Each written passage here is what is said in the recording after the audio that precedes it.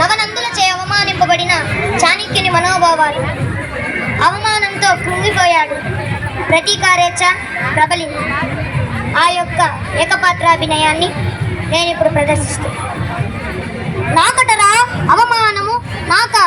చూడండి ఓ సృష్టి శక్తులు, ఈ సృష్టికి మూలం మీరు మీరు మీరు వాయు, జల, అగ్ని, ఆకాశ, పృథ్వీ పంచభూతములారా. చూచారా ఈ దారుణము?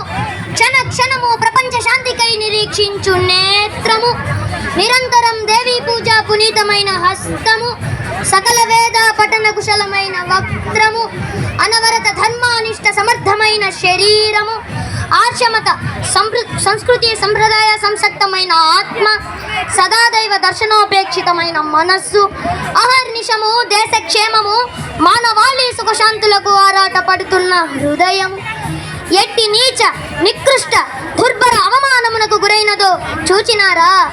ఏమి వికృత పరిణామము, ఏమి విలయము! సాధు రక్షకులై దుష్ట శిక్షకులై ప్రజా సంరక్షణ చేయవలసిన ఈ రాజులు దుష్టులు, దురహంకారకులు, పిరికి పందలు, క్షుద్రులై స్వార్థ పిశాచాల వలె ప్రజాద్రోహం చేస్తూ ఉంటే, ధర్మం నాశనం కావస్తుంటే, ఈ సృష్టికి మూలమైనవో పంచభూతములారా మీరు ప్రకోపించరేమి? ఆదిశక్తులై ప్రళయ రుద్రులై వీరి రూపుమాపరేమి? ఒక వేద విజ్ఞ వైభవమునకు ప్రతినిధి అయిన ఒక విప్రునకు కని విని ఘటిల్లిన ఈ దారుణ పరాభవమును చూచి దిగ్భ్రాంతి భ్రాంపడినారేమో. కానీ ఈ పవిత్రుని ఆత్మ సహించదు.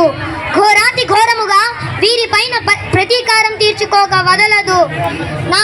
ఇదే నా శపథం, ఇదే నా శపథం, ఇదే నా శపథం. పవిత్రమైన రాజధర్మమును విస్మరించిన ఈ కలుషిత కర్కశ చండాల పాప జాతిని సమూలంగా నాశనం చేసిన కానీ ఈ కలుషిత హస్త దళితమైన ఈ కురులను ముడువను. నా ప్రతీకారేచ్ఛ దుర్బల కాదు, అసహాయ కాదు, అనచబడదు. నా ప్రతీకారేచ్ఛ నెరవేరుట తథ్యం తథ్యం తథ్యం.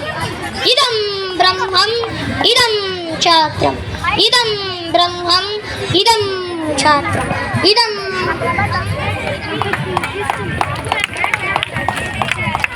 చప్పట్లు కాస్త గట్టి కొడితే వచ్చే వాళ్ళకి ఉత్సాహం ఉంటుంది. మీకు కూడా నిద్రమత్తు వదిలిపోతుంది. నిద్రపోయే వాళ్ళు ఉన్నట్టే నిద్రమత్తు పోతుంది. తర్వాత పార్టిసిపేట్ గిద్వాన్ సంతోష్ ఉన్నారా చెప్పండి. గిద్వాన్ సంతోష్. తర్వాత హిమజ. దాని తర్వాత దక్షిత. Get ready. హిమతేజ.